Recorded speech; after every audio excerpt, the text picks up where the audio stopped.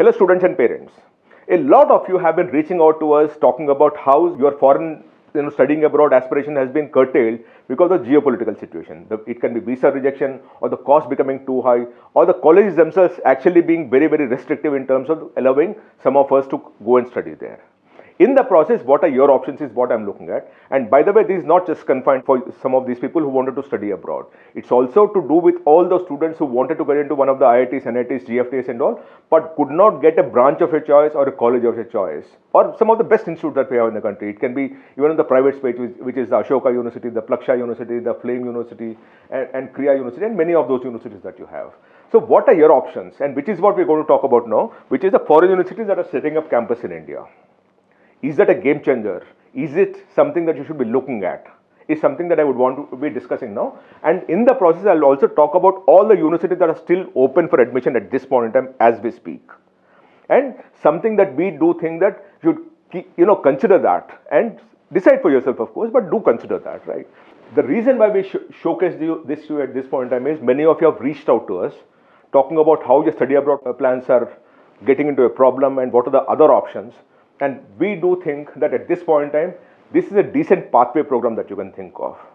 And the reason why I say it's a pathway program is many of them are giving you some kind of a transfer possibility after second year or third year. Like Illinois for sure does that.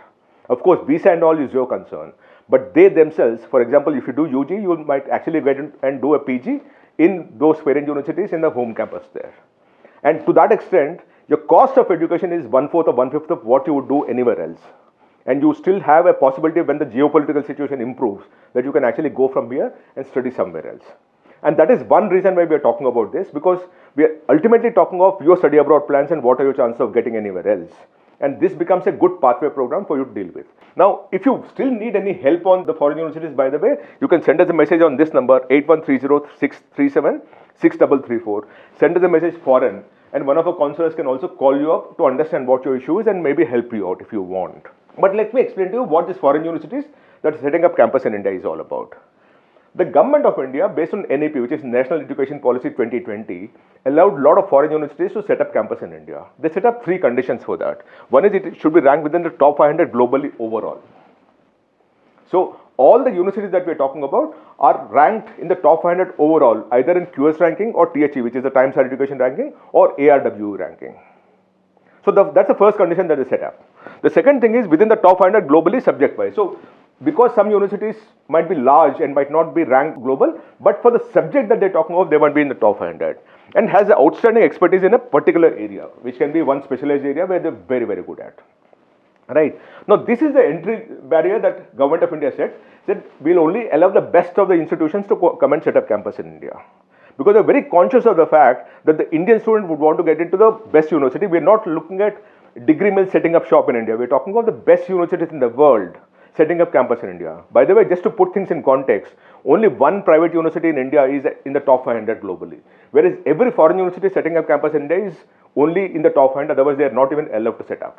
Now, what are the quality standards that is set up? Offer education similar to main campus in curriculum, pedagogy, assessment and other aspects. So we're talking of it should be exactly the same of what is offered in main campus. So if you study at a University of Liverpool in Bangalore campus here, what you're going to study here is exactly what is being taught there if you had been to University of Liverpool.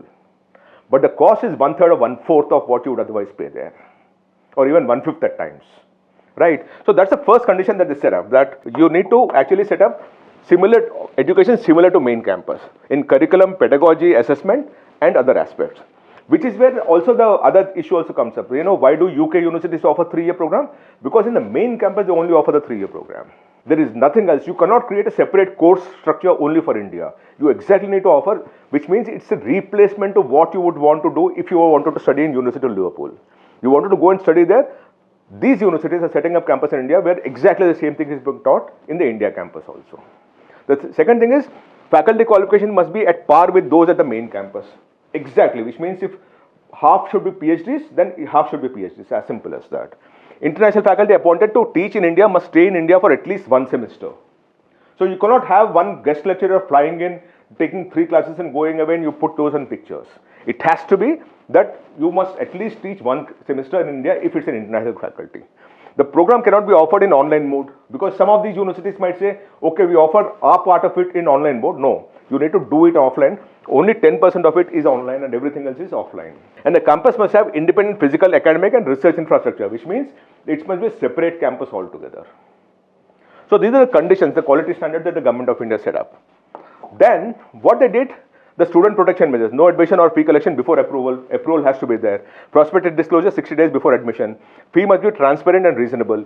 Same status as home campus qualification, which means the degree that you get is exactly what you would get if you were studying there. There is no branch campus, this, that and all. No separate equivalence needed in India, which means it's also UGC approved in India, which means here you have a qualification which is UGC approved in India and also worldly recognized because it's exactly getting the same qualification what you're getting anywhere else. Campus cannot suddenly close or a program.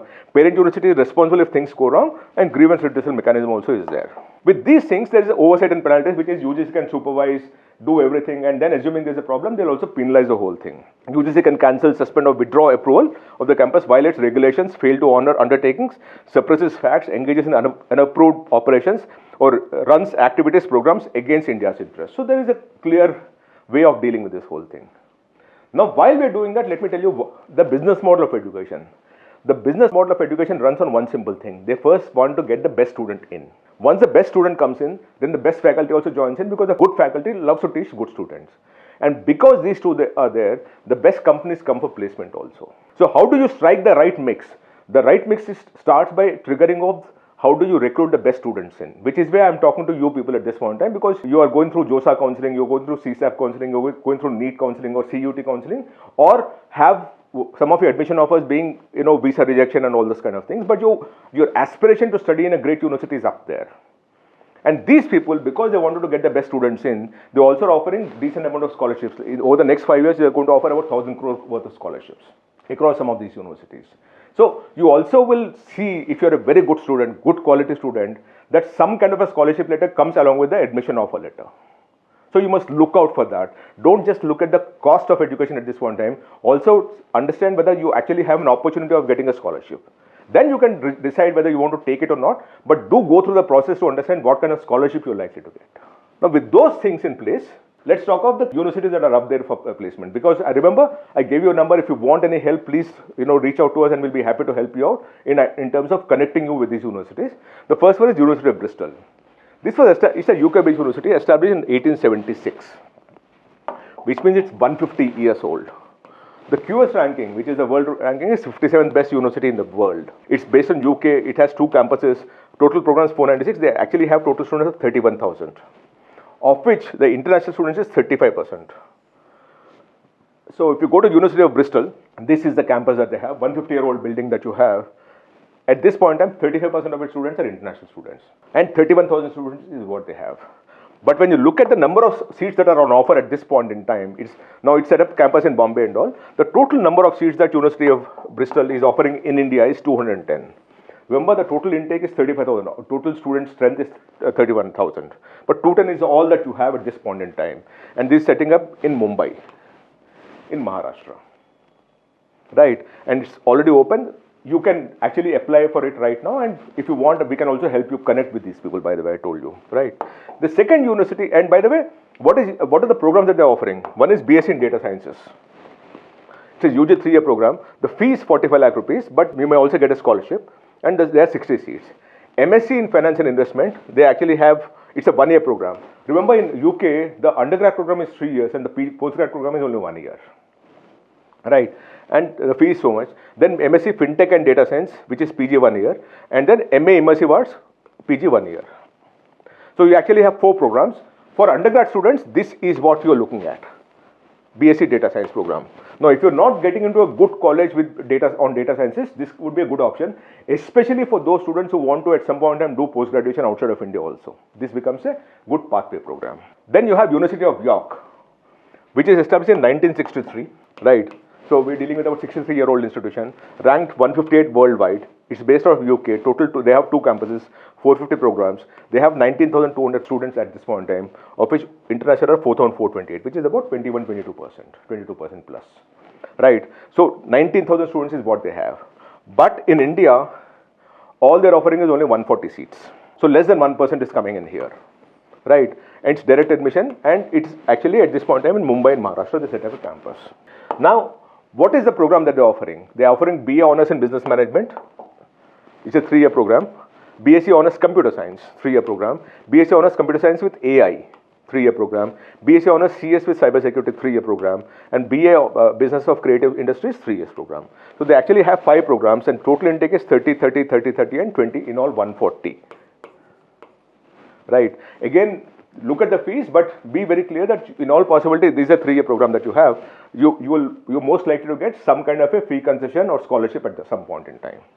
Right. And by the way, all of them have an eligibility of 60%, 70% on CBSE and state board, so look out for that also. The next one is University of Aberdeen. This is one of the oldest institutions that you have in the world. It was set up in 1495. So it's 531 years old. Now, just imagine this. 531 years old, this is the kind of campus that they have. The number of students that they have is just about 12,000, close to 12,000, of which 2,300, which is about 22% or 23% are international students. And it's based off UK international rank, global rank is 288 world best, right?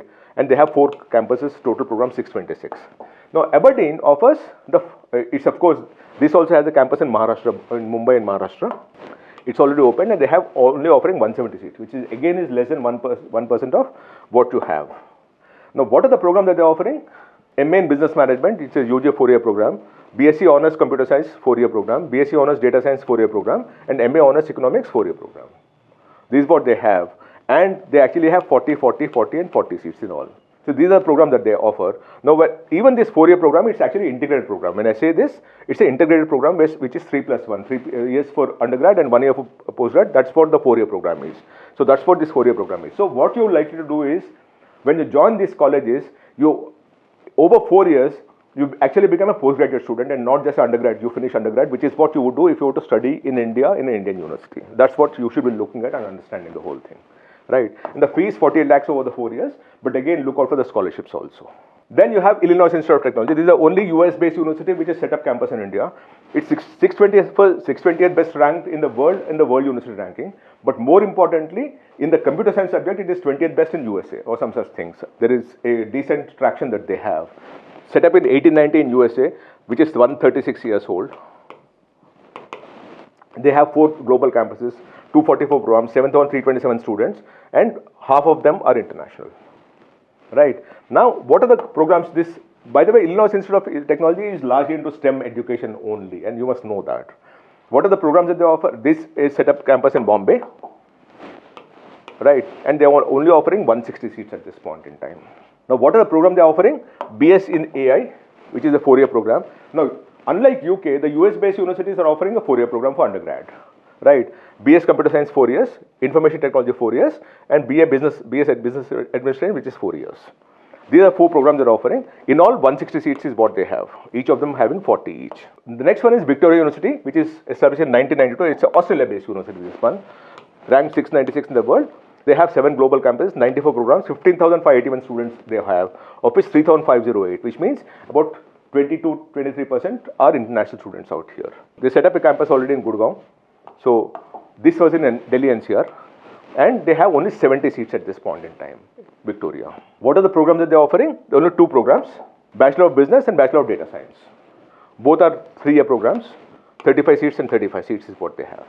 The next one is University of Liverpool, which is set up in 1881. It's a UK-based university, 1881, which means you're dealing with about 140 years kind of a legacy. And it's ranked 139 in the world in the QS ranking.